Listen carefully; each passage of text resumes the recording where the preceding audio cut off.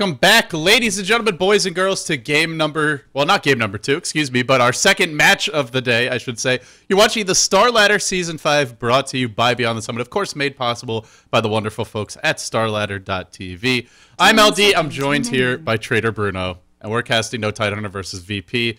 I'm going to quickly bring up the standings before we actually dive into the draft analysis, just so you guys can see sort of how this match affects the standings. Currently, No Tidehunter sitting at 6-1, VP at 7-2, and VP only ahead by 3 points. So if No Tidehunter wins this game, then they will have the same number of wins, I believe, and only 1 loss. So they will have the potential to jump ahead of Virtus Pro if they win out the rest of the way, or if they trade evenly wins and losses with No Tidehunter or with VP the rest of the way. So basically, if No Tidehunter wins this, they're in second place. And remember, this is important for Starladder because the format this season is that only the top 4 teams will attend the LAN finals. In seasons past, I think it used to be 8 teams, or at least I think that was Starladder season 3. There was 8, and it ended up only like 5 or 6 showed up. But it's a much tougher, really, competition. You see a lot of good teams who are all but out of the running, like Na'Vi. I don't think there's any way they can make it in, and that's a team that a lot of people would just assume automatically would be at Starladder because they've won,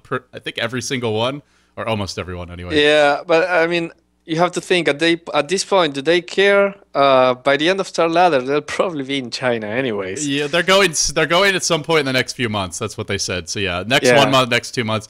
If they were in Starladder, I imagine the money's good enough. They'd probably put off their trip to China until right after that. But the money in the Chinese tournaments is actually quite a bit better in a lot of cases. And for Na'Vi, it's more about the practice for TI3 after all. So a Gen first pick from VP. They give a Bat and Mag, and No Tide snap it up. And it looks like EGM is actually, why is he listed as a stand-in? He's an official member now, right? No, apparently he hasn't been confirmed as an official member and can still be like, he's in trial. Right now. I guess I didn't read the news fully. I had the impression that he had officially joined the team, but let's hope he performs up to snuff, or he might be cut. Oh, I mean, I know he definitely will. EGM is a really good player, so he'll have no problem with NTH in general. I mean, NTH has been playing really well since EGM got in here. I think they just lost 1 series versus Na'Vi the day they announced the new roster. But otherwise, they've been playing really solid. But on the other hand, we have Virtus Pro, one team that, in my opinion, is, when they play well, they're amazing. Ironman is probably the best carry player right now next to TC. But when they don't click, it's kind of weird. It reminds me of Mouse Sports in a way, with Black getting farm, making things happen, but the rest of the team sometimes following up, sometimes not. Either way, Virtus Pro is a great team to watch when they're in a good day, and they seem to favor these very tough matchups. They might lose against smaller teams, but against No Tidehunter or something like this, I'm sure they'll want to win and they'll play really well. Yeah, I mean, so you have Darks here in a pack. Oh yeah, sorry. No, that's fine. I would like to see that Airman Weaver. That's been a treat to watch. They go for the Puck, Darkseer, and Chen, so they pick up 2 of their solos and the jungler. That's going to leave them open to a lot of carry bans. But against Virtus Pro, that really doesn't affect them as much because they run such a wide variety of carries, from Gyrocopter to Weaver. And of course, the more standard ones are certainly at their disposal as well. So No Tide's going to take one of the more standard ones, one of their favorites in the Gyro. Is it going to be that Ake support Gyro? Or I guess since Eternal Envy's left the team, they've really stopped doing that. Yeah, I think that... Because that was something that he really believed in, but... Yeah, I mean, it's all... The problem with Gyrocopter, and the thing is, you've been probably watching even more Asian Dota than I have. It's not picked at all in Chinese Dota in general. I mean, it's barely picked. And the thing is, he has such a weak lane presence early game. The homing missile is not really a stun. It's probably the worst stun in the game right now, because of the slow setup. I mean, it can deal up to 440 damage if you max that, but if you max that, you're not relying on your Flax Cannon for farming and harassing in general, or you're not getting Rocket Barrage for those 1v1 situations. And I mean, it's the same with Wisp. Gyrocopter and Wisp are considered heroes that are very strong when they hit the right spot. In the case of Wisp, level 6. In the case of Gyrocopter, when they get a couple of damage items. But during the laning phase, it's so easy to punish these heroes. Because if you go on a Gyrocopter, there's nothing the Gyrocopter can do to instantly stop what you're doing. It's just pops a homing missile and hope that in 2 or 3 seconds there will be a stun. But 2 or 3 seconds in, it may be too late already. Well, someone was complaining about clipping in the chat, so volume seems like it was too low. I tried turning it up again a bit, guys. Hopefully it's sorted out.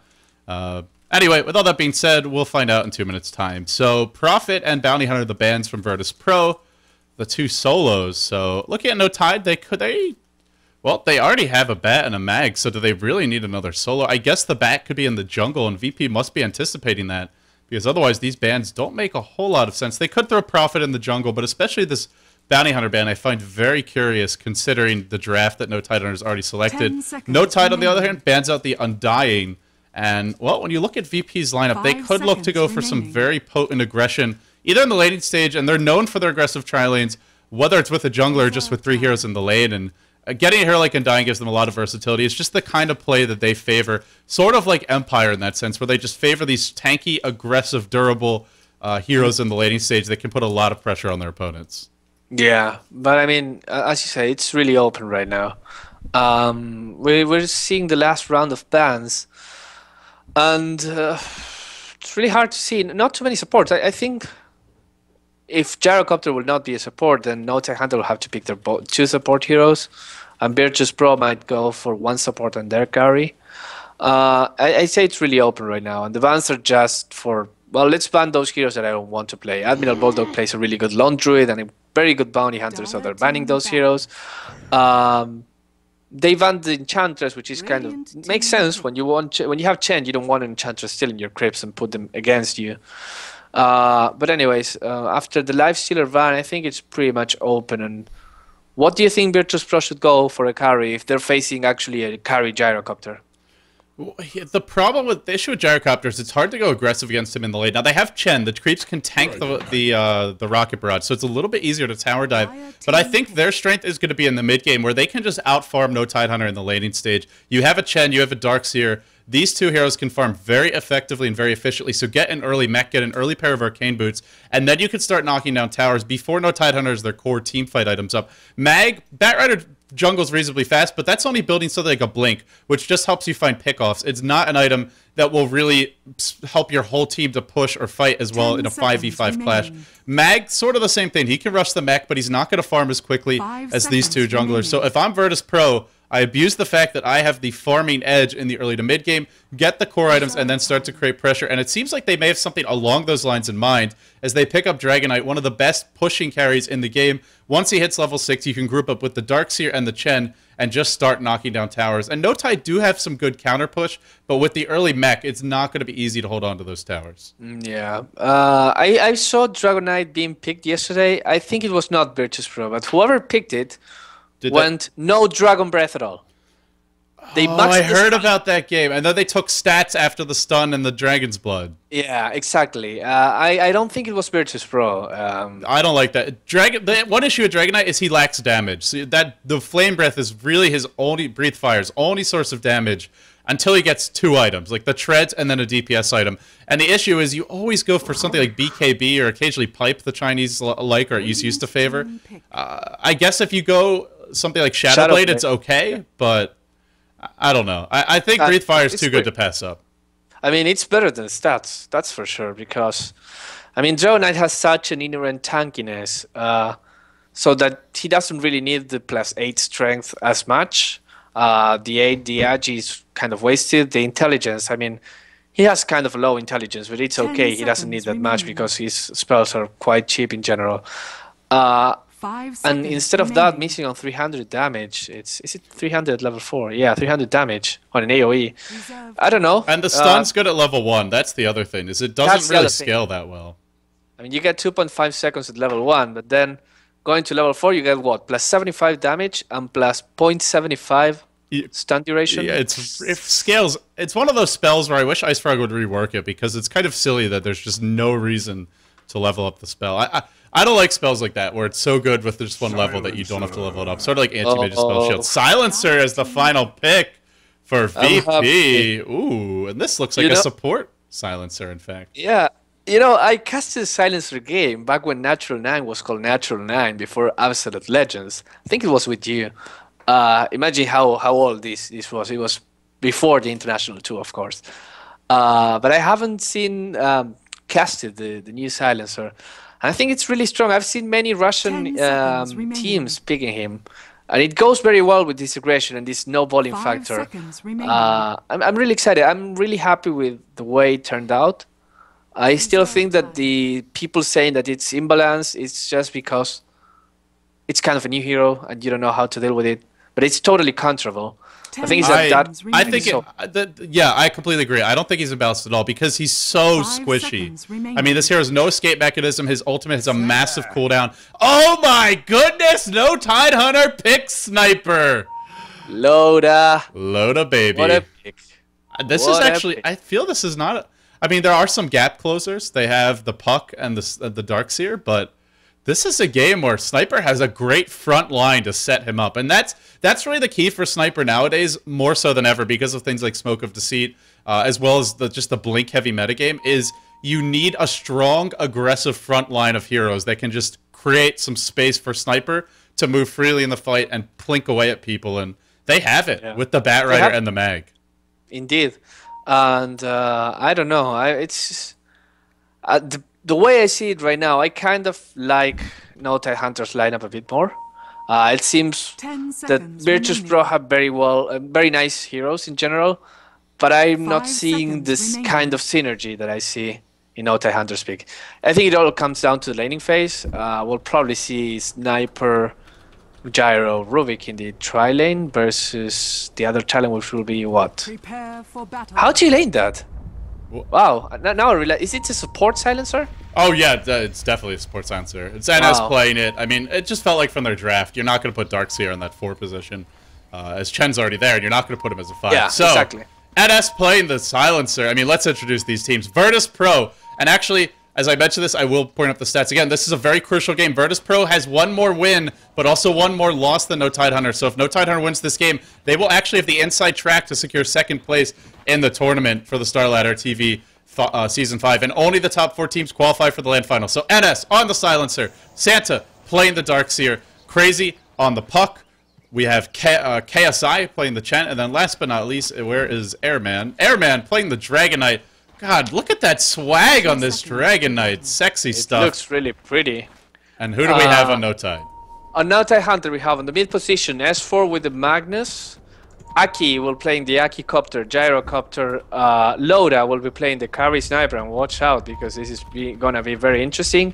EGM, the stand-in, probably new team member in a bit, playing the Rubik as a support, and Admiral Bulldog on the probably offlane Batrider. But he will start in the jungle because he cleared the trees right here, so this means he's going to make the pull. And probably, if he does things right, he can get level 6 at 6 minutes, or even less. Yeah, Batrider, if you jungle him efficiently, is just so easy to get those early levels. Let's see if Bulldog can do it. We'll keep an eye on him. Crazy.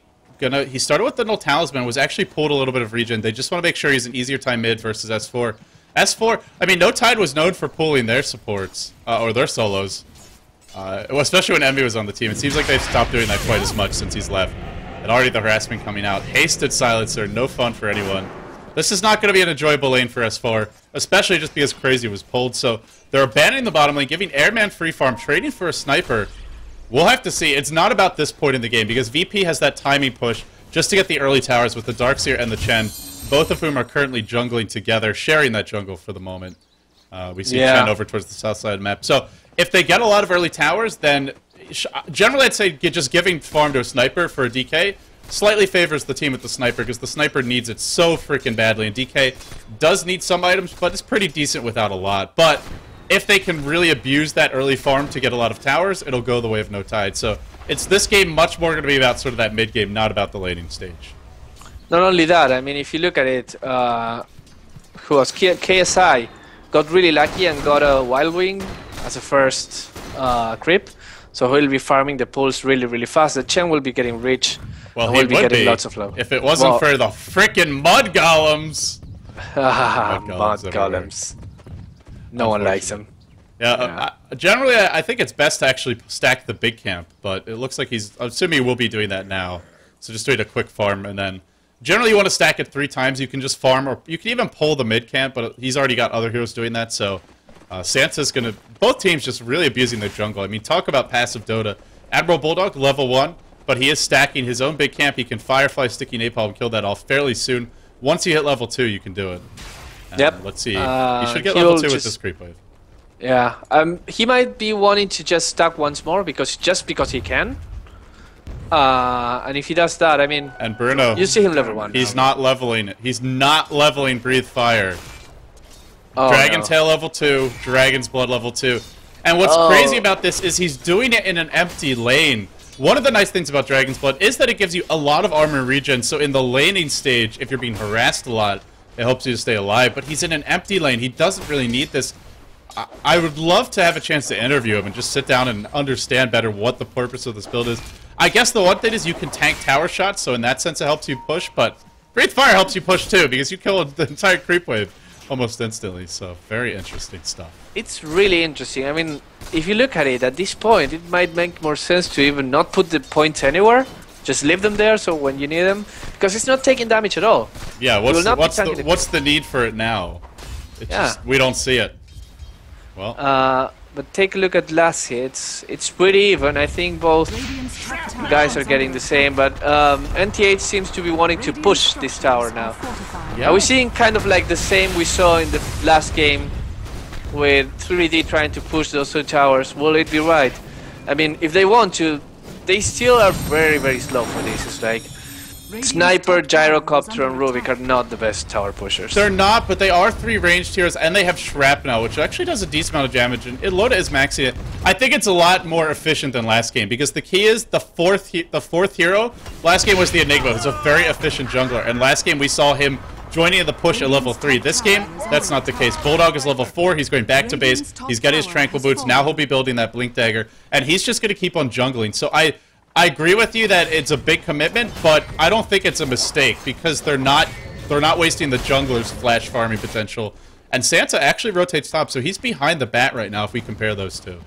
Yep, and Bad Rider will just now stop the push with that Firefly because he can. I mean, look how that creep wave dies, and he's really safe because he's level 4 to Silencer's level 2 and Chance level 4 as well. Interesting. Mid lane. Oh, not gonna go. Oh, both very low health, but now Magnus gets his bottle, and this will be interesting. Anyways, I was saying it's very interesting that Chen went straight for the buckler.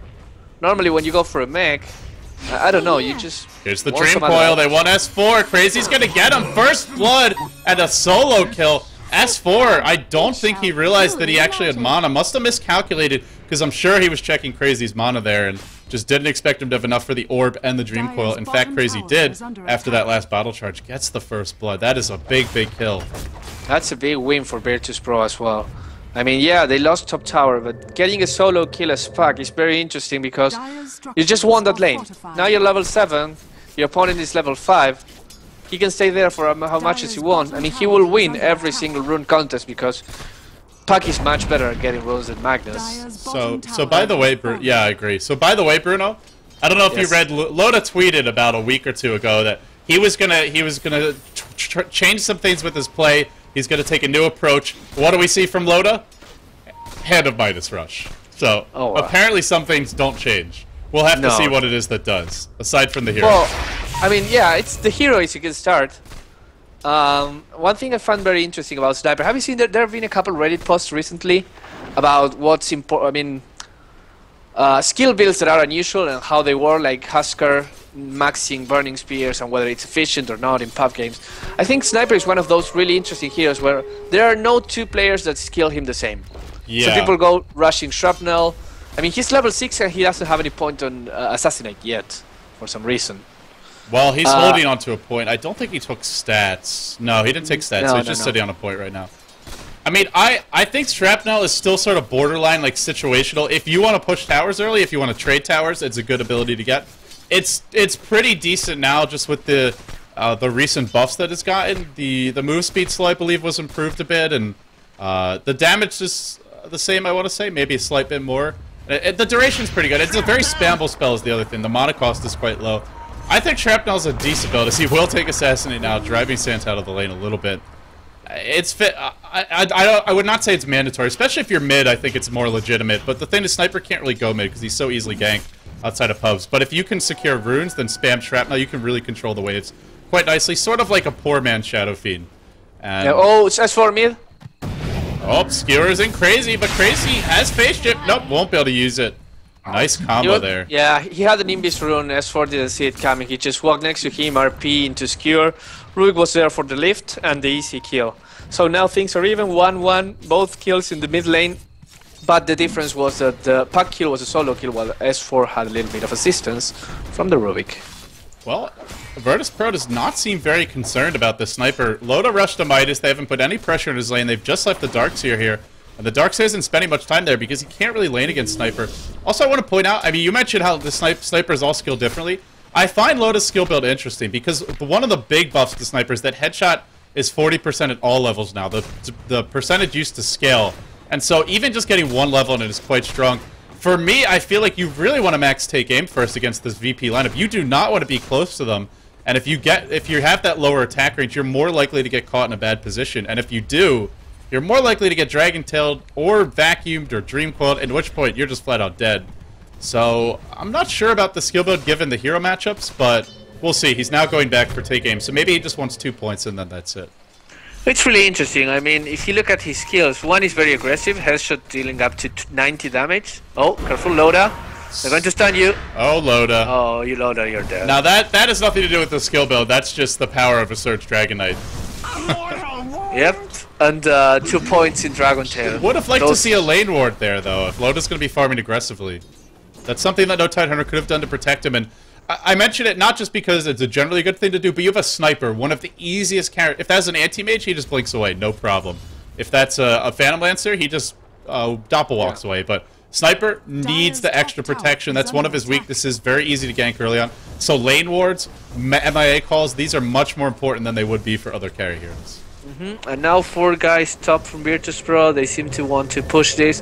They'll try to contest. Loda is back, but I don't know if Loda is safe there because right now they have a creep wave next to them, and with Puck being able to jump just so close, they can kill Loda if they want, but they don't know how much support is there. He is getting freaking fat, man. He's almost got a Maelstrom complete. We're only 9 minutes in. Midas Maelstrom. Look at his net worth, 4,700. Absolutely fantastic farm from him. Bottom lane, it looks like Silencer. NS is pushing that lane, just trying to get that level 6. This is the issue with support Silencer, is until he gets level 6, his laning is okay, but he doesn't offer you anything without that ultimate. Finally, he'll pick it up. And the first Silencer ultimate often tells the tale of how the game's going to develop. Can they find a good fight with this, get a couple of kills with a Silence Dream Coil, maybe prevent that mag ult from going off at the right moment? We'll find out. Airman going for Armlet, should have it flying out by now, and it looks like, nope, just the magic wand. Should be coming soon, but they're just leaving this. This is how Sniper, I mean, this is like the easiest possible way for Sniper to win a game if he's going to, just being left alone. Uh-oh, NS gets caught, runs into the middle of S4 and Bulldog, and should be, he will actually be okay. He's manning up because he had a haste turn. I don't know if they realized that because they engaged on him rather aggressively. They have a ward bottom, they should have. Instead, S4 will pay with his own life. Did not use RP there, but nonetheless, just overextending. And Magnus is 2 points less intelligent now. And that's kind of a big deal, actually, for a Magnus, which doesn't have much mana to begin with. I'm going to check, because if he dies a couple times more against the Silencer... He'll have to die a few times, because he does have Arcane Boots. But yeah, you're right. We could see him having mana issues as this game progresses. Yeah. Virtus Pro, they just pushed top tower. They weren't able to do it. Oh, what did he steal? Oh, we have a small dragon now. Yeah, Midget Dragon. Nobody fears the Midget Dragon. Airman charging in. Stuns S4. How far will they dive? Armlet's still not complete. It will be after this tower. KSI has the naked mech. He's taking some big damage. May need to mech just to get away safely. Gets zapped by Rubik. Doesn't get lifted because that's on cooldown. Blanket for Bat. Looking to go. There's the stun. The chase continues. The Creeps being massacred. Now Airman fighting basically by himself. Where's that Dream Coil? It's still on cooldown. Ake will probably die here. RP catches quite a few. S4 with the drive-by, but will it be enough to bring down Airman? He still doesn't have the armlet. I think he's got the gold for it now. Loda just plinking away. Still not being focused, but in the end, 3 of his teammates die. The RP was used for that. The Dream Coil was not even used. And Global Silence was. So, I mean, really, that's scary for No Tide. If they lose that fight without even the Dream Coil being there, how much worse would it be if it was? That was a very confusing team fight. I mean, they just backed down and went back. Irma was just one before for 5 seconds or so. But then the puck came back, and I guess that ends a slight, you know, shed some light on his build, right? If this build may be better if you just want him to be soaking up damage, forcing the 5-mans at the tower. Sure, the Flame Breath will push faster, but if you already have enough to push, then maybe that's the idea behind the build. I still feel like you can get 1 point Dragon Tail and max the Breathe Fire instead, but, you know. Yeah, it's different. Let's call it like that. It's different. He just wants to be special. Yeah. They're winning the team fight, but look at Loda. Loda has more and more money each time. And he survived this team fight. He didn't die there just because of his 3-point. He had pretty good positioning. The big thing was that VP was just forced to run after that RP, so Loda was just able to kind of plink away at them. His position was pretty good, and also VP didn't choose to focus him. They didn't have the Dream Coil. If there's the Dream Coil there, I mean, that's the most likely way that Loda will die, is he just gets caught by Dream Coil, and then what do? The Ion Shell, Vacuum, the Dragon Tail, the Silencer Nuke, some of these things are going to hit you, and then you're dead. So, he is going back to max take game now. Definitely, I think, the right call to max this as quickly as possible. Hasn't gone for any mobility items. That's something that was, I think, is a fairly strong build as well. It's just good for stuff like Phase Boots, Drums, giving you, not necessarily, and then Yasha, I mean, not necessarily max move speed, but Loda's going for more of just the auto attack damage in the team fights, having faith that his team will be able to keep him out of harm's way. I just want to point out, what a safe statement to say. You can say pretty much about every single hero. You can go Phase Boot and Drums, and it will be a good build. Well, in Sniper especially, though, because his but position is more important for this hero than for any other, really. But yeah. Have you checked the new Chain Lightning? Take a look at Sniper. When he procs the Chain Lightning, it looks really, really nice. Oh, wrong hero. Ooh. And it has like a very solid zzz. Yeah. It sizzles. It's much better now. Looks really nice. The top tower, we might see a fight now. Admiral Bulldog gets silenced. Armlet is up. Here comes the pain. Boy, it's taking a while to finish that armlet. Yeah, EGM stole Surge. That will be interesting for the Bat Rider. Oh, this is such a potent combo. Here comes the push. Airman's going to be the one who surged in first. Will they surge Bulldog away? They will. Really should have held it until he stunned somebody, but just surges immediately. Now the fight breaks out fully. RP is pulling out for 8 seconds. Last one, Dragon Knight buying time for that RP. Global Silence still on cooldown as well. What was stolen by the Rubik? It was the wall. Crisscrossy walls. X marks the spot. RP on 2. No tie, just chewing through Virtus Pro. And on the back lines, it's Loda. Cleaning house. Needs a headshot. Needs a headshot. Won't get a headshot. 2 will escape in the end. Well, actually 3. The Chen back at base. Yeah, and that was a great team for NTH. I think EGM was key there, stealing the wall, having the surge. They just were able to stop Airman, who went just solo against everyone. I mean, you can do that when you have a BKB, or when your team is just next to you, but the puck was really late. And when the puck jumped, he melted straight away because he received Fate Bolt and I think Shockwave. So suddenly he was at 200 HP, and he couldn't even pull his full combo before dying. Yeah, and the wall is just so important as a positional ability. It zones your opponents out of an area, which is what Sniper wants. He wants you not to dive at him. The way that Sniper usually dies instantly in a team fight is if you just bull rush him. If you can do that, he's not very effective, but they didn't feel comfortable doing it in that fight, and well, they were right to back off. If they had stayed, they would have given away 3, 4, maybe even 5 kills, and with Headshot just doing so much, it's such a good kiting spell, even if you don't go for move speed, especially with extra attack speed, you're going to have an even easier time doing it. So Loda, I mean, just left unchecked this game, he's really been under almost no pressure. Sure, he's got 1 death to his name, but 4 assists, 1 kill, leading the CS charts by 40. This is a recipe for Sniper getting completely out of control. I think that's the biggest problem is that you saw how easy they killed him. It was just a simple gank, he couldn't run away. There was a surge into the Airman, and Airman killed him easily. But that was it? Yeah, I mean, but when you can do that so easily, why not do it again? I mean, I understand if you're killing a support. I mean, if it's easy to kill a Chen, maybe you stop doing it because you're not getting anything out of killing the Chen if the carry gets a farm. But if you can kill the farm and you can punish him so easily, then why not do it? Uh-oh, Bulldog gets caught, and he might die here. He will die here. Does he have buyback? If not, this tower is forfeit. The buyback is there, but do they want to blow it? It looks like not. They're just going to kind of stall the push a little bit. Glyph is cooling down anyway. Best not to fight. That's not wall. I think EGM... It's about to run out. I think. No, not at all. No, not at It's all. got like 25, 30 seconds. Questionable. Different, again. But well, as we said, Loda keeps farming, and he'll be going for more items now. I don't know. I mean, he could finish the Mjolnir. That would be nice. But maybe going for something different now. I think Maelstrom is good as is. I'd like to see him get something that gives him a little bit more elusiveness in the team fights. Or just flat damage. I don't think they need much more AoE. They already have Flame Break, Rubik, Fade Bolt, as well as the Shrapnel, the Gyrocopter ult, all of Mag stuff. I don't think they really need more AoE. The shield's not going to be that useful. I mean, I guess you can throw it on the Bat Rider, but we'll see what he goes for. Just a TP for now. Just a TP. And I don't know, I mean, you know, the rule of thumb... Oh, bottom lane. Yep, I'm looking to go. He's smoked. He's going to start with the lift. Grabs Crazy. Now he's lassoed. Curse of the... Or Global Silence, rather, comes out, but a little bit... I thought maybe too late, but I know Tidehunter says, we're going to back off.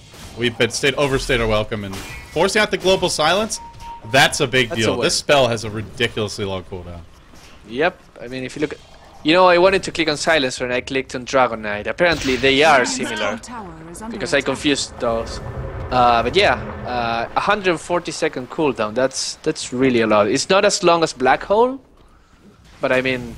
Right, but it's really, this hero in my book has, especially as a support, has far fewer contributions to the team fights than Enigma. Enigma's going to have those big items to help the team because he can farm so quickly in the jungle, and he's got just DPS coming from the Eidolon. Silencer, sure, his auto attacks can do damage, but realistically, he's probably running around in the fight trying not to get focused on immediately.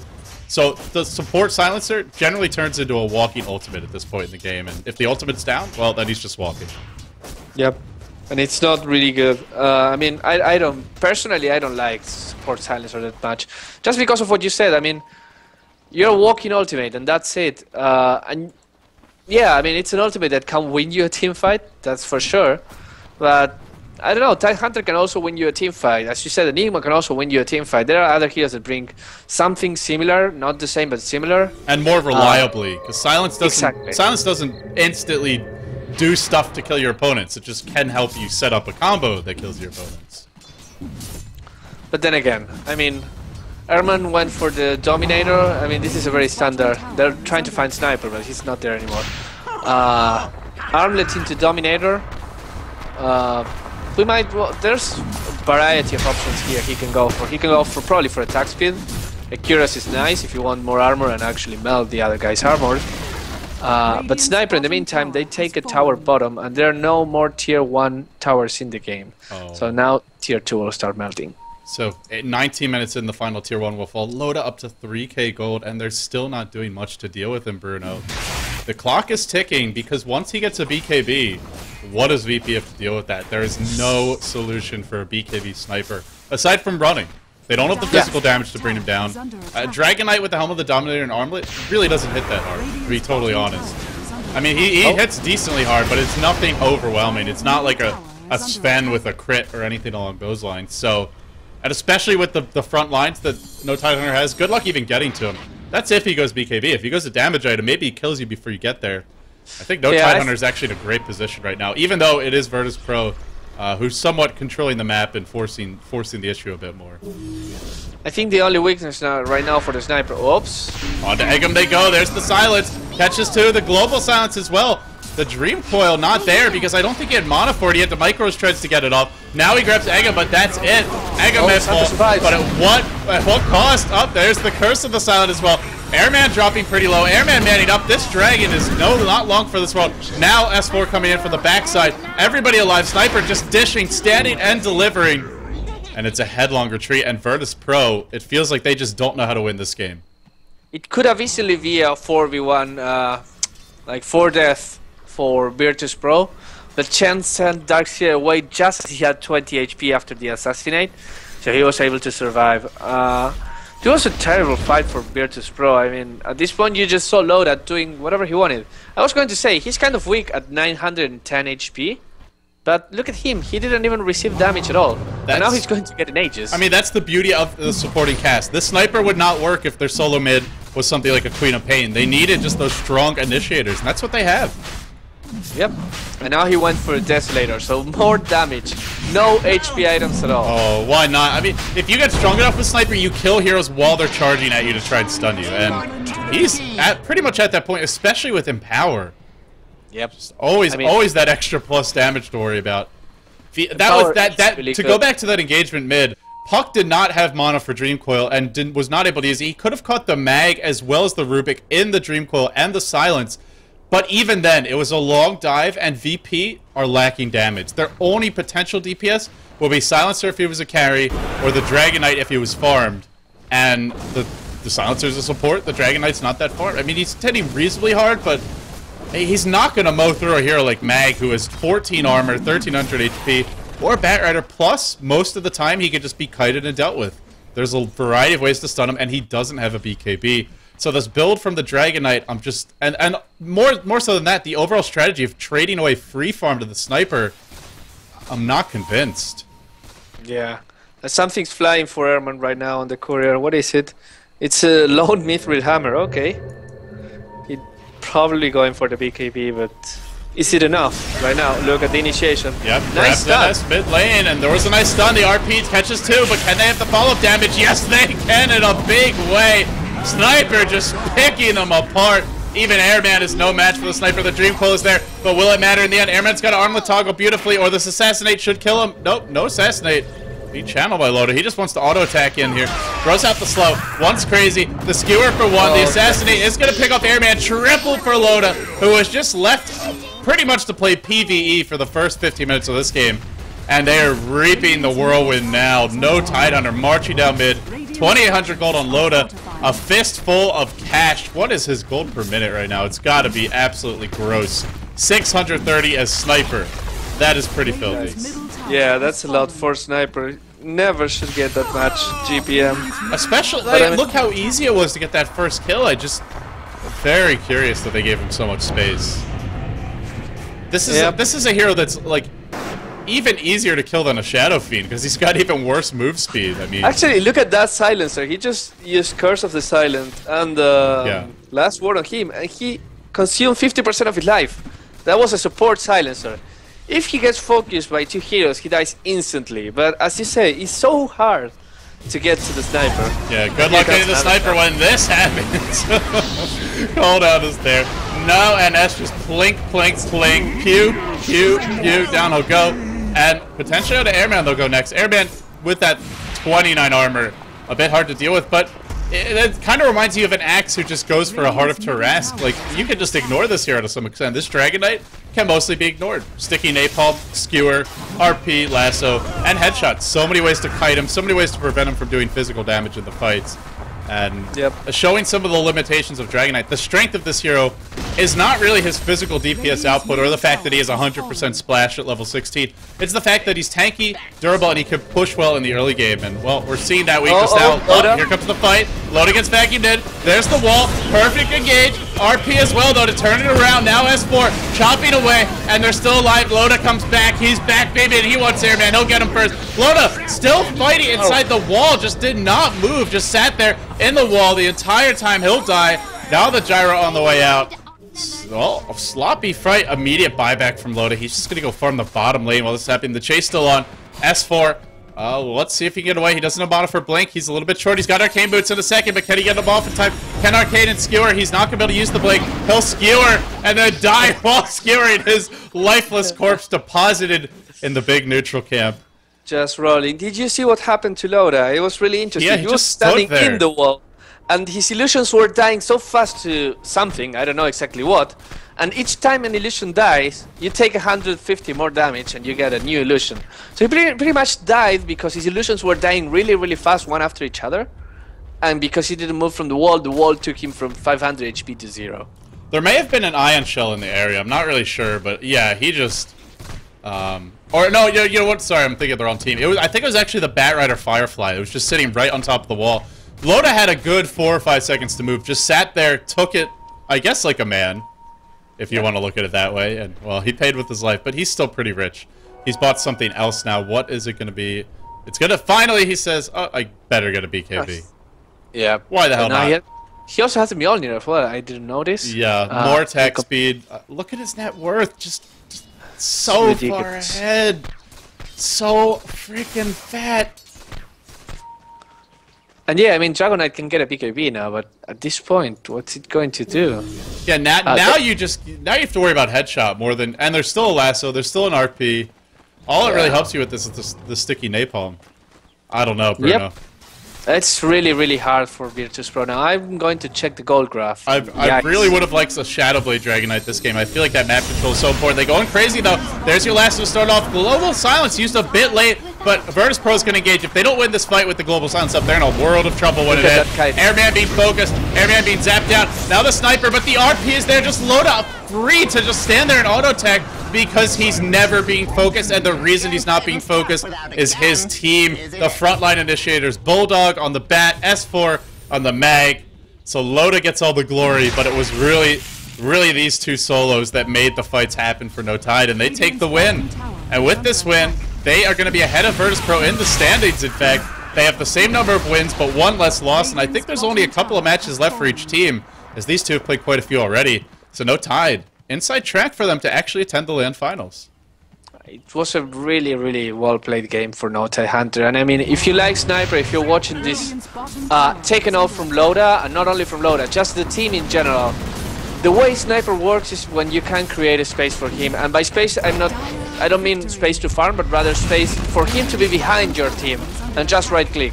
If you can do that, it's not only one of the easiest carries to play, but also one of the deadliest. As you can see, like 29 armor and Dragon Knight was not enough to stop the Desolator, Mjolnir, Treads, Midas, BKB, Loda. Yeah, it was kind of an odd item build to say the least, but I mean, you could sort of see the logic. The Maelstrom helps you farm. The Desolator is a cheap, cost-effective damage item. The end result looks a little silly, but you can't argue with the results of this game. 11-2-9 for Loda. So, Bruno, thank you very much for joining me. Guys, that is it for Starladder today, but I will be coming back tomorrow with the GEST Dota 2 competition. More news on the exact schedule for that as soon as I have a chance to check. But for now, that's going to wrap it up for this broadcast. And moving forward, I will be casting as much Starladder as I can, hopefully every day, if there's not another event to cover. Blah, blah, blah. So anyway, I'm LD. He's Bruno. You can follow him at twitter.com/statsmanbruno. You can follow me at twitter.com/LDDota. Bruno, you're a traitor. Anything you want to say? An apology to all your fans out there in the Beyond the Summit family. Shout out to everyone in Beyond the Summit. We'll have a rematch soon. But I mean, I'm always will be Beyond the Summit in my heart because I know you since you started, LD. You can't deny that. I've known you since you started too, buddy. So it's a two-way street. Yeah, That's well, right. Someday maybe we'll kiss and make up. But today is not that day. No, we're enemies now. All right, guys, thanks for tuning in. We'll see you later. That wraps it up for Starladder. No Tide Hunter secures second place. They haven't secured it, but they are currently in second place after this big win for them. We'll be back tomorrow with more GEST, a new season of GEST, I should say, Dota 2, and possibly some Starladder in the coming days as well. So stay tuned for that. Thanks again for tuning in, guys. Bye-bye.